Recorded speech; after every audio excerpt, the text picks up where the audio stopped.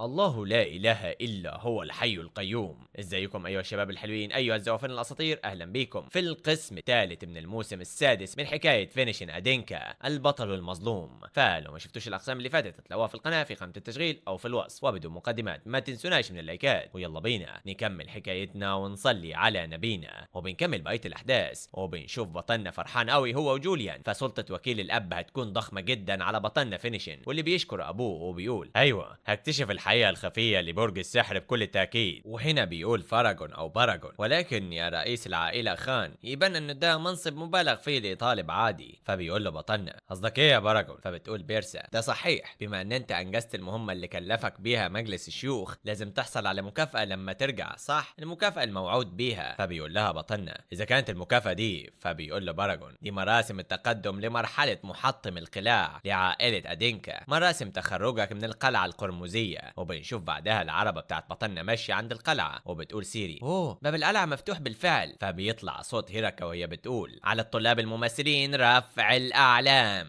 من هنا وجاي هنقيم مراسم مرتبة محطم القلاع لفينيشن أدينكا. الطالب فينيشن أدينكا اتقدم لقدام واسمع رسالة قائدتك. فبيتقدم بطلنا بكل هيبته الشديدة وبيقولوا للطلاب بعد أقل من 3 سنين اتخرج من القلعة، سمعت إن هو حتى هزم واحد من شيوخ المجلس الفاسدين. وبنشوف ويلسون هو وسيري فرحانين قوي ببطلنا ومبهورين بيه، وبيقولوا مقارنة بأول مرة دخل فيها القلعة هو اتغير كتير قوي. وبيقول جوليان باين إنها لفتة من القائدة العامة هيراكا. فبيرد بطلنا أيوة بدلا من اتباع الإجراءات المعقدة باين إنها عايزة تودعنا بالطريقة دي، ده وداع بيليق بقائدة القلعة هيراكا. وبتقول هيراكا الطالب فينيشن أدينكا كطالب في القلعة القرمزية رفع شرف القلعة القرمزية كتير، وأظهر أداء بيفوق أو فاق كل التوقعات بالفعل اللي ممكن أي طالب يظهرها لينا. وبناء عليه أنا قائدة القلعة هيراكا بعترف بترقية الطالب فينيشن أدينكا لمحارب محطم قلاع. فبيفتح بطلنا السيف وبيوقف بوضعية استقبال، وبيقول له جوليان أخي التحية بالإيد اليمين صح؟ فبيقول له بطلنا هيراكا عارفة إن أنا أعسر بشكل مؤكد، عشان كده لإظهار الاحترام الحقيقي من الصحيح إن أنا أحيي بالإيد الشمال.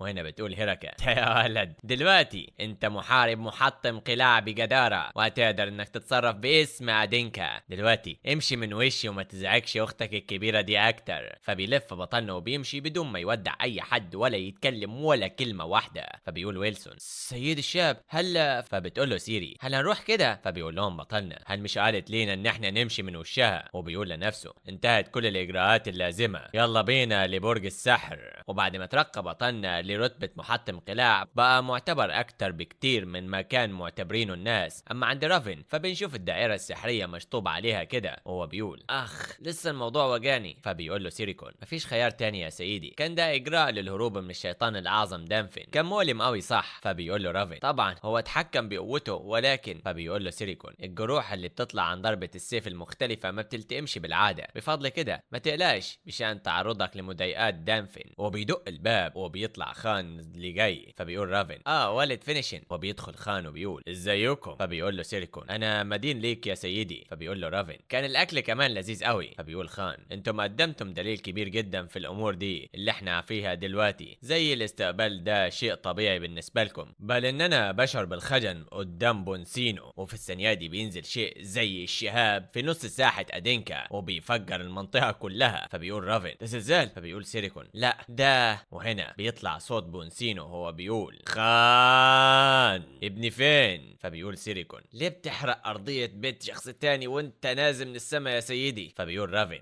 ده والدي. فبيقول له بونسينو رافن هل انت بخير يا ابني؟ تعال عندي. وبعدها عند مكان تاني بنشوف هيراكا وهي متعلقة كده بالسقف فوق والحيطة اللي وراها متفجرة وبتقول المعذرة يا سيد باراجون ولكن هل ما قلتلكش ان انا افتقدتك كتير؟ فبيجي باراجون وهو متعصب جدا وبيقول خلال السنتين اللي غبت فيهم بقت القلعة في حالة فوضى، الامدادات للموظفين كل حاجة فوضوية وتم اهمال كل مهام الطلاب ده. فبتقول له هيراكا ده وبتقول لنفسها هموت هيقتلني ولكن بيوقف وبيقول بس على الرغم انها فوضى الا ان انا شفت انك حاولتي بجد بطريقتك الخاصة، وقبل كل شيء مسؤوليتي عن اختفاء المفاجأة كبيرة قوي كمان. فبتستغرب هيراكا من تصرفاته وبيقول بعدها باراجون دلوقتي خلصي كل الاعمال المتراكمة بتاعتك حتى ارجع. ترجع. فبتقول له هيراكا ايه انت لسه رايح فين تاني؟ فبيقول لها هساعد السيد فينيشن في شغله. باين انه السيد بيخطط انه يسوي الامور مع برج السحر. فبتقول له هي انت هل تتاخر تاني مره تانيه؟ فبيقول لها باراجون لا هرجع، ما تتكسليش واشتغلي بجهد فهمتي؟ وبعدها بيمشي سايبها. فبتقول هيراكا طبعا هستناك. وبعدها بنشوف باراجون ماشي وبيقول مش السيد فينيشن لبرج السحر، اذا لازم اكمل استعداداتي كمان واروح لهناك الى وطني. وعند الحدود بين اراضي سايمون وادينكا بتقع ابراج السحر الستة في اراضي سايمون، وطبعا علشان التحقيق هيروحوا لسايمون. فبيقول بطلنا بعد 500 سنة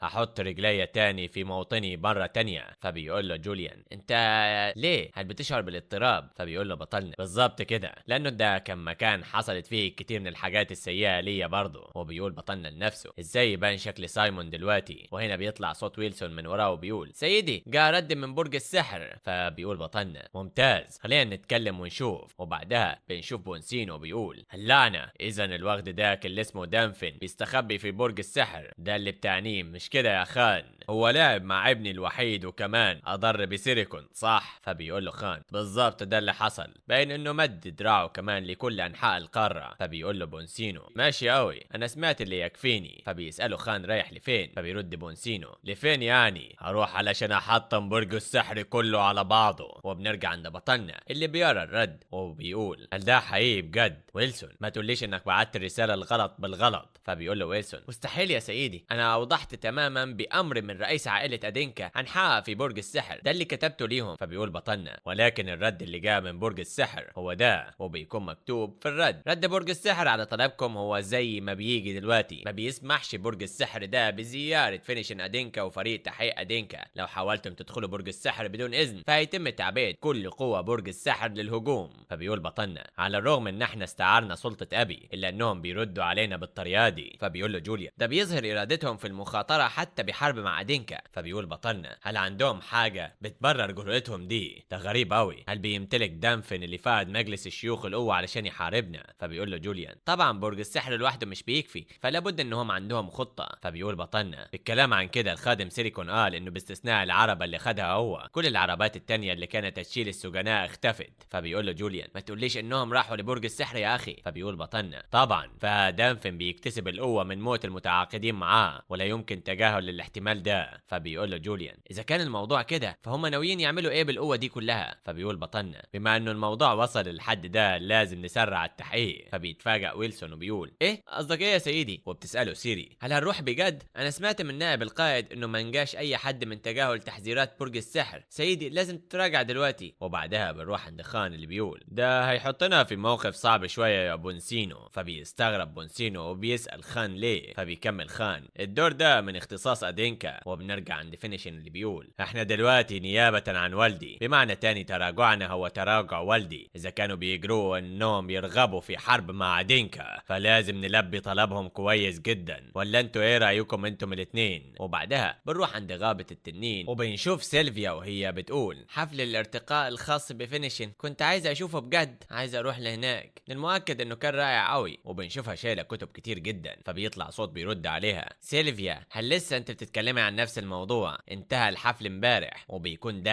ايفان ادينكا واللي بيكمل ايه رايك تتخلي عن الموضوع ده دلوقتي؟ فبتقول له سيلفيا ايفان هل ما بتشعرش بالاسف انت التاني؟ فبيقول لها ايفان طيب ده فعلا انا بشعر بالاسف، مع ذلك مفيش اي خيار تاني صحيح. وبنشوف بعدها ناس كتيره جدا واقفين من التنانين وهم بيحاولوا يفكوا رمز حاجه. وبيقول ايفان بما انه شيء زي ده ظهر قدامنا كده. فبتقول له سيلفيا السياف اللي مرسوم على الجداريه دي مش بتعتقد انه بيمثل فينيشن؟ وبنشوف تنانين كده واحد من فوق واحد من تحت وفارس ما بينهم بالنص. فبيقول لها ايفان انا اعتقد ده كمان المؤكد انه ليه علاقه بالحقيقه التاريخيه اللي كان فينيشن بيدور عنها. تفسير ده هنا في اسرع وقت ممكن هيكون افضل ما يمكن فعله علشان فينيشن. فبتقول له سيلفيا عارفه الموضوع انا كمان اتساءل فينيشن فين دلوقتي وبيعمل ايه. وعند غابه المنطقه المحايده بين ادينكا وسايمون غابه ثلجيه عنيفه بنشوف بنت بتجري كده وشق بيظهر من تحت رجليها واذ فجاه بيطلع وحش، وبتقول وصل لهنا بالفعل، بما انه الامور وصلت للحد ده ما عنديش خيار غير ان انا اخاطر بكل حاجه. وبتضرب السحر بتاعها على الوحش اللي جاي عليها، وبيحصل انفجار، وبتتفاجئ انها نجحت، وبتقول نجحت، استخدمت سوى. لكن هنا بيطلع الوحش من تاني وبيفتح بقه علشان ياخدها في قطمه واحده. فبتخاف البنت قوي وبتقول لنفسها لا يمكن ينتهي بيا الموضوع كده اختي. ولكن قبل ما ينتهي بيها الموضوع كده فعلا بيجي بطلنا فينيشن وبيقسم الوحش لقطع صغيره وبيوقعه على الارض ميت. فبتخاف البنت وبتقع على الارض وبتقول لنفسها هو قضى على شيطان الجبل الجليدي بالسهوله دي؟ مين بيكون الشاب ده؟ فبيقول بطلنا البنت دي بتخزن المانا مباشره في جسدها. دي مانا همجيه ما بتتناسبش مع العصر ده تماما زي انا وسيري. وبيقول لها بطلنا انت بتكوني وهنا بيظهر الوحش من تاني من ورا بطلنا بعد ما ضربه فعلا. فبتقول له البنت شيطان الجبل الجليدي عنده راس تاني على الجانبين، خلي بالك. ولكن بطلنا بترويحه واحده من دراعه او من سيفه يعني بيقسم الوحش للنص حرفيا بضربه فتاكه اسطوريه بتفجر الغابه كمان اللي ورا الوحش. وبيقول هكمل سؤالي منين انت حصلتي على المانا؟ وهنا بيجي صوت من بعيد بينده على البنت سينا انت هنا يا سينا حبيبتي يا سينا انت هناك. وبتيجي بعدها ست بتقول انت بخير؟ وبيحضنوا البنت سينا وبيقولوا لحسن الحظ ان انت بخير، كنا قلقانين عليكي. فبتقول لهم سينا هل قلقتم عليا بجد؟ فبيقولوا لها طبعا لو حصل ليكي اي حاجه فازاي هنواجه السيد التنين؟ فبتتعصب البنت سينا وبتخاف كده وبترتعش وكانه في سر مخفي هنا. فبيقول بطلنا البنت ديك هل انتم والدين سينا؟ فبيردوا عليه ايوه انت اللي انقذ بنتنا صح، شكرا ليك. وبتكون سينا لسه خايفه وبترتجف. فبيقول جوليان ليه انا بشعر باجواء غريبه يا اخي. فبيقول بطلنا انتم ذكرتم السيد التنين من شويه صح؟ مين هو ده؟ فبيقول له والد سينا احنا القبيله اللي بتحرس بحيره التنين. فبيستغرب فينيشن وبيقول بحيره التنين ايه بالظبط؟ وبعدها بنرجع عند ملكه التنانين او ام كل التنانين واللي بتقول دي مكتوبه بلغه قديمه الكيان اللي بيساعد مين بيشوف الحياه، الباقي محجوب بالنباتات ومش قادرين نشوفه، بسحري ممكن اشيلها بدون اتلافها. فبتقول لها سيلفيا ارجوك اعملي كده سيده نيمر. وهنا نيمر بتفعل قوتها وبتبدا تشيل كل الحاجات اللي موجوده او النباتات يعني. وبنشوف والد سينا بيقول في بحيره ضخمه قريبه، وبتقول الاسطوره انه تنين بينام في القاع بتاعها، واحنا قبيله صغيره بتعيش متجمعه حوالين البحيره ديك، بس بالفتره الاخيره ظهر بجد تنين حقيقي. وبنشوف انه الشيء اللي كان مخفي في الجداريه اللي في ارض التنانين هو تنين تاني. فبيقول ايفان كان في تنين تاني. فبتقول نيمر تنينين بيرجعوا بالزمن لمساعدته. فبيقول ايفان من المؤكد انه فينيشن قال انه تلقى المساعده من التنين ورا الشلالات. فبتقول سيلفيا اذا هل في تنين تاني بيساعد فينيشن؟ وبعدها بنشوف والد سينا بيقول له انقاذك لبنتنا كده هو قدر بكل تاكيد، هل عايز تقابله السيد التنين؟ وبعدها عند بحيره غامضه كده بنشوف شخص بقرون قاعد فيها وهو باين عليه انه هو فعلا تنين، ولكن شكله غريب قوي، شكله كده وكانه في حاجه مخفيه وراه. اما احنا فبنرجع قبل 10 دقايق من لقاء فينيشن وسينا وبنشوف بطلنا ماشي بيقول ابراج السحر الستة اوسع واكبر مما تخيلت. فبيقول له جوليان بالظبط يا اخي، فهي بتمثل تحالف ل6 عائلات من السحرة بقيادة البرج الاول اللي بيديره سيد الابراج هيليوس، بيديروا 5 من نواب سيد الابراج كل من الابراج التانية، ومن بينهم عائلة باراغون نائب قائدة الحصن، ولا بد انه الابراج الابعد لا يمكن رؤيتها بالعين المجردة لبعدها. فبيقول بطلنا لجوليان اذا المشكلة هي في اي برج موجود دانفن بالظبط. فبيقول له جوليان الاحتمال الاكبر هو البرج الاول اللي بيديره سيد الابراج هيليوس، والبرج الثالث اللي كانت السيدة بارنلي مسؤولة عنه. ولكن فبيقول له بطلنا لا يمكن نتأكد كده، الأهم هو تحديد مكانه الأول. وهنا بتحس سيري بمانة هجينة كده زي بتاعتها، وبيقول بطلنا في حاجة يا سيري. فبتقول سيري انت فجأة شعرت بقشعريرة، أنا بشعر بمانة باردة وموحشة قوي. فبيحس بطلنا في الحاجة دي لما بيشوف الانفجار اللي حصل من قبل سينا، وبيطلع من العربة وبيقول سيري هسيب العربة ليكي هنا. وبينطلق بطلنا بسرعة رهيبة جدا على المكان اللي فيه سينا، وبيقول لنفسه سمعت صوت انفجار فجيت لي هنا، ولكن تنين والبنت الخايفة ديك ده بيقلقني اكتر. فبيقول له جوليان اخي دلوقتي برج السحر هو الاولوية. فبيقول له بطلنا اعمل ايه برايك؟ وهنا بيجي ويلسون وبيكون مكسر عجلات العربة، وبيقول لهم بطلنا سيري ويلسون ايه اللي حصل لكم؟ فبتقول له هي الراس التاني لشيطان الجبل انقض علينا، هربنا باستخدام السحر لكننا ما قدرناش نحمي العربة، انا اعتذر لك بجد يا سيدي. فبيقول والد سينا افضلوا عندنا، فالخشب متوفر كتير هنا، ممكن نساعد في اصلاح العربة كمان. فبتبص سينا كده لبطلنا وهي خايفة قوي، ولما بيلمحها بطلنا بيقول ده يبان كويس برضه بالنسبة لي، اذا هنكون في ضيافتكم. وبعدها عند قرية بحيرة التنين بنشوف شخص من القرية بيقول يا إلهي دي اتضررت كتير قوي، أعتقد إنه يومين هيكونوا كافيين ليها. فبيشكرهم بطلنا وبيقول له جوليان ليه بتضيع الوقت في مكان زي ده؟ هل ما تقدرش تطير وخلاص يا أخي؟ فبيقول له بطلنا يا ابني هتخلص المهنة بتاعتي بمجرد وصولي لهناك، إيه أخليهم ياكلوني أول ما أوصل يعني؟ فبيقول جوليان على أي حال دي قرية غريبة، معظم القرويين سحرة. فبيقول له بطلنا أيوة ودي هي مانة بيتم تخزينها مباشرة في أجسادهم زي سيري. فبيقول له جوليان ليه ما كانش حد عارف بوجود قرية زي دي؟ فبيقول له جوليان ده لأنه المنطقة عازلة بين عائلتين عشان كده ما فيش كتير من التحيات هنا. فبيقول والد سينا دي قرية كويسة صح يا سيد؟ فبيقول له بطلنا طبعا ده صحيح. وبيقول لنفسه قرية كويسة لو كانت قرية كويسة بجد لما خاطرت البنت ديك بالهروب أصلا. وبيلاقي إنه سينا لسه بترتجف، فبيقول لنفسه أكيد في حاجة مخفية في المكان اللي أنا فيه ده. وفي الثانية دي أثناء ما هو بيفكر بيحس بنظرة تنين مهيب وراه، فبيشد بطلنا كل عضلات جسمه علشان يقدر إنه يوقف. وبيقول الشعور ده من المستحيل إن أنا أنساه، الشعور اللي جالي لما التقيت بإنلين لأول مرة في الكهف ورا الشلالات في البحيرة ديك هناك. وبيبص بطلنا على مكان البحيرة وبيقول في هناك تنين بجد. فبيلف التنين كده وبيجي عند بطلنا في لمحة عين وبيقول انت مين ومين اللي يتجرأ يحط رجليه في القرية دي؟ وهنا بتبدأ تنتشر القوة من حواليهم هما الاتنين. وبيقول والد سينا ايوه السيد التنين انت جيت. فبيقول بطلنا ده لا يعقل انه يجي لهنا بمجرد ما شعرت بالمانة بتاعته، وفوق كده ولسه بشعر بالمانة بتطلع منه من منتصف البحيرة هناك. هل هو سريع جدا لدرجة انه استشعاري للمانة مش قادر يلحقه؟ فبيقول له التنين سألتك انت مين وازاي شايل دماء تنين في جسدك؟ فبيقول له والد سينا ايوه السيد التنين الشخص ده انقذ سينا اللي هربت. فبيقول له التنين اوه ده انت سينا، هسامحك على تمردك المرة دي، فانت جبتي معاكي شخص مثير للاهتمام، اهلا برجعتك يا سينا. وهنا سينا بتبدأ تخاف اكتر واكتر وملامح الخوف بتبين عليها. من ناحية تانية بنشوف باراجون رايح لمكان وبيقول واحد في المكان هناك واللي بيشرب اهلا طال الغياب صح ايوه الخايم باراجون. وبيكون ده قائد نقابة مرتزقة السحر مأمون. وبيقول مأمون امتى مشيت وايه هو هدفك من جيتك هنا؟ فبيقول له باراجون هتكلم معاك بصراحة. وبيقول لنفسه احنا محتاجين لقواتهم علشان نواجه برج السحر. وبيكمل يا نقابة المرتزقة انا عايز اوظفكم. فبيضحك مأمون وبتعلى صوت الصياح والضحك على باراجون من كل مكان. وبيقول له مأمون عايز توظفنا انت لوحدك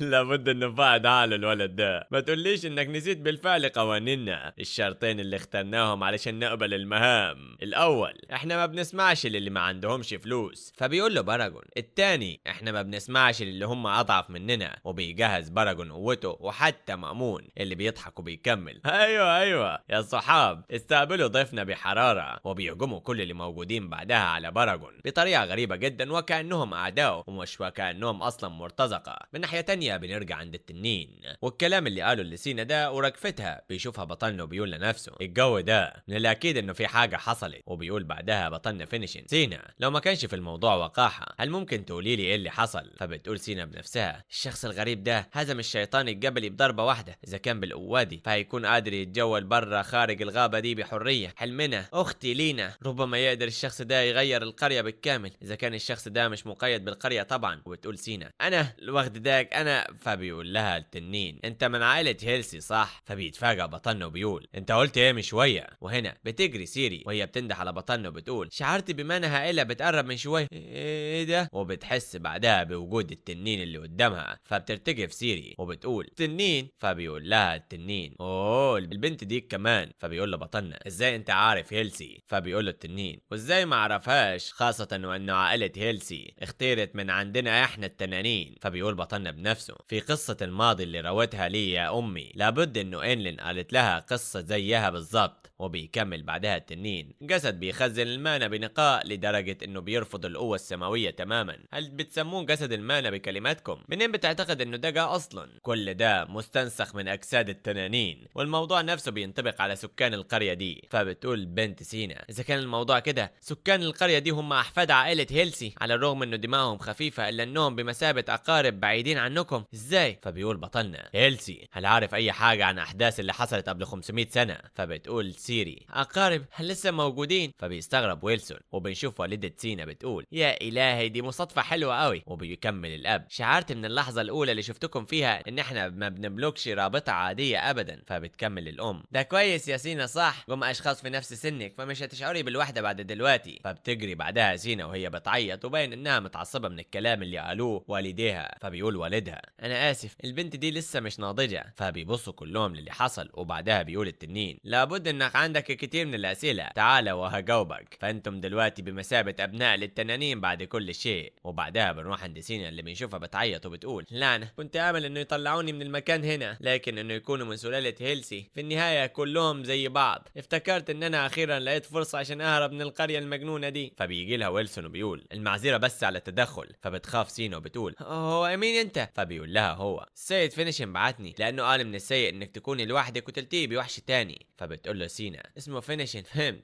قول له إن أنا مش محتاجاله. قول للفينيشن داك أو أي حد تاني إنه ما يتدخلش. كانت عينيه بتلعلق وهو بيسمع لقصة السحلية ديك. انتم كلكم متماثلين منافقين. انت قلت انك انت واختك من نفس السلالة، صح؟ فبيقول لها ويلسون: انا واختي سيري احنا مش اخوين، احنا بس من نفس القرية، بص حتى لون شعرنا مختلف. فبتقول له سينا: بجد؟ فبيقول لها ويلسون: معرفش كتير عن السحر ولا المانع، حتى اثناء القتال انا دايما موجود في موقف بحرس فيه الحاجات اللي لازم تتقل. وبنشوف بعدها التنين وهو بيقول لويلسون: انت تقدر ترجع، شخص ما صحاش المانع بتاعته لسه هيكون مجرد عقبة لو تلاقى معانا، ارجع للقرية واستنانا. فبيكون ويلسون مستغرب قوي وبيكمل كلامه لسينا: اللحظات المهمة مش ليا ابدا، انا ولا شيء، بس انا عارف حاجة واحدة بس، سيدي. وبنشوف بعدها بطلنا فينيشن بيتخاطر مع ويلسون وبيقول له: ويلسون روح واتبع البنت ديك. فبيقول له ويلسون: تخاطر السيد؟ ايه بالظبط اللي انت عايزه مني يا سيدي؟ فبيقول له بطلنا فينيشن: روح وامنعها انها تروح لبعيد، ولو امكن يكتشف القصة وراها. فبيقول له ويلسون: انا باي مهارة هيعمل شخص عادي زي كده؟ فبيقول له بطلنا: البنت ديك عندها حذر شديد تجاه سلالة هيلسي، ده شيء ممكن تعمله انت لانك عادي، هوثق بيك واسيب لك الموضوع يا ويلسون. وبعدها بنرجع للحاضر وبيكمل ويلسون: سيدي هو السيد الاروع على الاطلاق، انا اقسم بكده. فبتستغرب سينا من كمية ثقة ويلسون فيه وبتقول له: هو ايه ده؟ فبيقول لها ويلسون: لا ده شيء ما اقدرش اشرحه كويس، ولكن على اي حال لو بتمر بوقت صعب فسيدي مش هيتجاهلك ابدا. فبتدرك البنت سينا الموضوع. وبعدها بنشوف التنين بيقول: احداث ما قبل 500 سنة، دي صدفة حلوة انا استقريت هنا في الوقت ده تقريبا.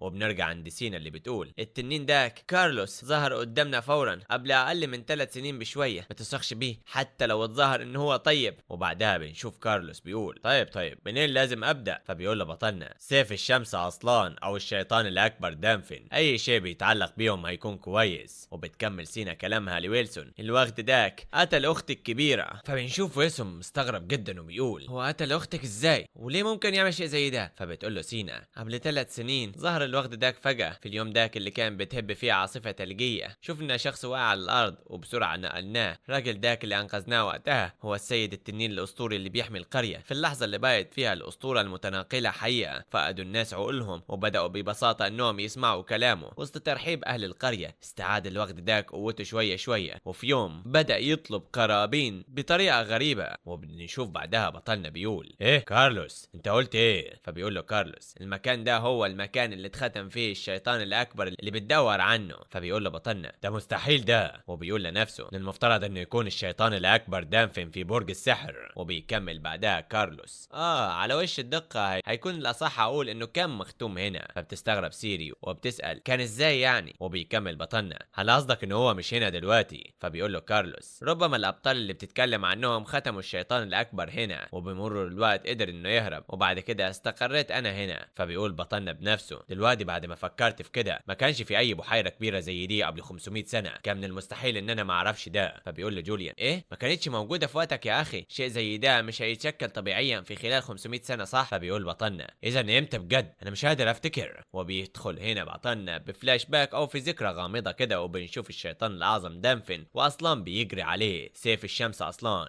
وبيقول بطلنا: هل دي ذكرى هنا اتحسمت المعركة ما بينهم، صح؟ وبنشوف سيف اصلان وسيف دانفن العملاق بيتضربوا بالارض، وبعدها بيعملوا تفجير مدوي في المكان. وبنشوف جوليان بيحاول يصحي بطلنا، وبتقول له سيري: انت بخير يا سيدي؟ وبيكون بطلنا واقع على الارض من كتر الصدمة اللي خدها، وكأنه شاف شيء مرعب، على وشه نظرات عنيفة جدا من الخوف. وبيقول بطلنا: مستحيل، اللي صنع البحيرة دي هو انا. فيا ترى ايه اللي قصده بطلنا في كلامه ده؟ وهل هو بجد اللي عمل البحيرة دي؟ فبالتالي لو هو اللي عملها يبقى هو الشيطان العظيم دانفن. ايه اللي بيحصل في التناقض اللي بيحصل في القصه ده؟ كل ده واكتر من احداث اسطوريه جباره هنعرفها في الاقسام اللي جايه من حكايه فينيشن ادينكا البطل المظلوم. طبعا فاضل عندنا قسم واحد بس يا شباب واللي هينزل بكره. ظبطوا لنا اللايكات والاشتراكات، صلوا على الحبيب المصطفى، اذكروا الله. اشوفكم ساعتها بخير ان شاء الله. شكرا على المشاهده وسلامات.